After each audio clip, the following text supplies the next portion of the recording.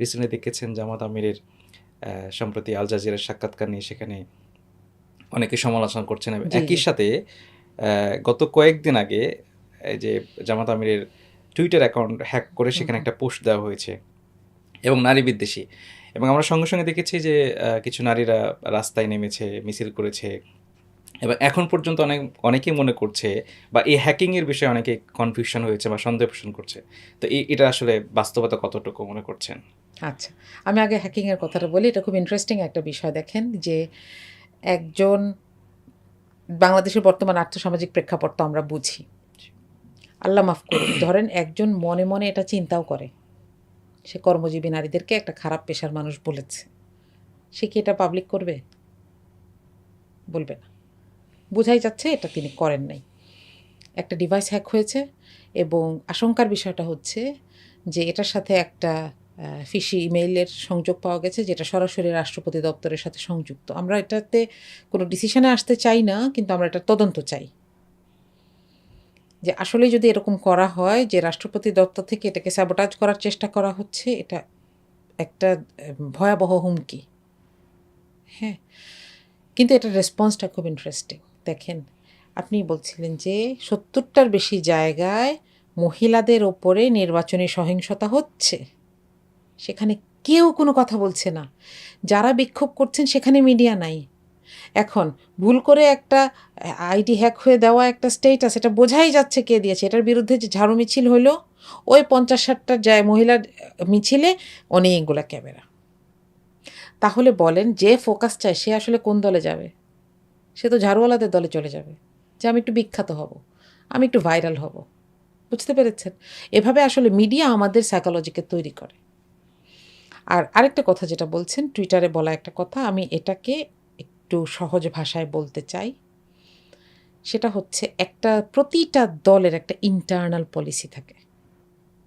আর তারা দায়িত্বে গেলে ন্যাশনাল পলিসিতে কী করবে সেটাও তাদের ঠিক করা থাকে এবং এই ২ টা জিনিস আলাদা। এটা শুধু জামাতের না, এটা প্রত্যেকটা দলের।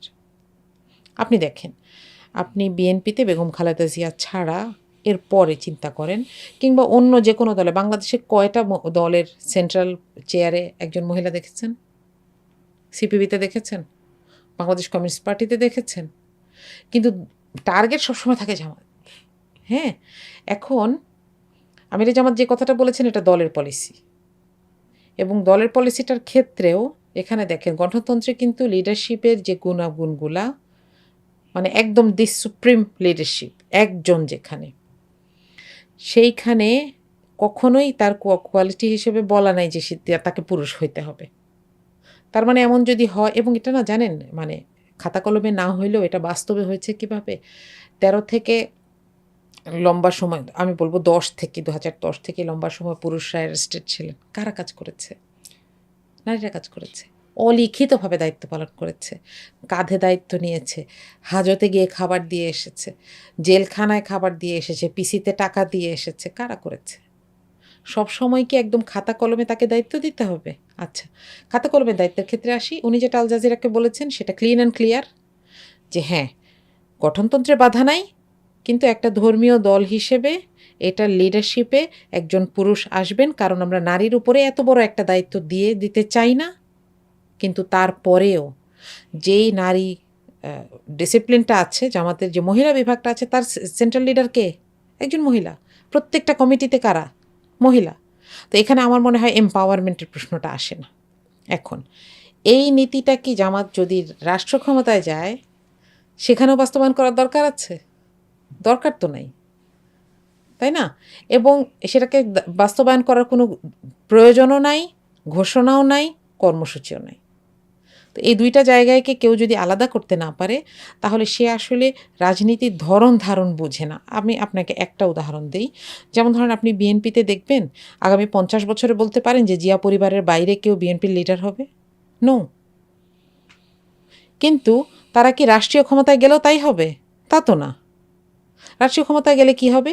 সংসদীয় কমিটি যাকে ভোট দিবে সেটা হবে। সেটাই হবে। এমনও যদি হয় যে, কথার কথা বলছি, যে তারেক রহমান এমপি হিসেবে নির্বাচিত হলেন না, তাহলে প্রধানমন্ত্রী কিভাবে হবে? ধরেন তারা মেজরিটি পেয়েছে, কিন্তু তারেক রহমান নির্বাচিত হন নাই। সেখানে নিশ্চয়ই আরেকজন কেউ হবে। তো তাহলে দলীয় পলিসিকে জাতির উপরে চাপিয়ে দেওয়ার মতন বোকামি কেউই করে না।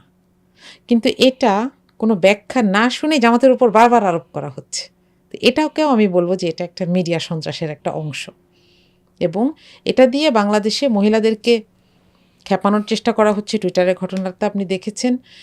এটাকে আমি বলবো এটা প্রচণ্ড রকম উদ্দেশ্যমূলক একটা কাজ, এবং এটার মাধ্যমে একটা দলকে ইথিক্যালি ছোট করার একটা চেষ্টা করা হচ্ছে। তো আমার মনে হয় এখনকার মানুষ এই ব্যাপারগুলোতে ইনফর্মড।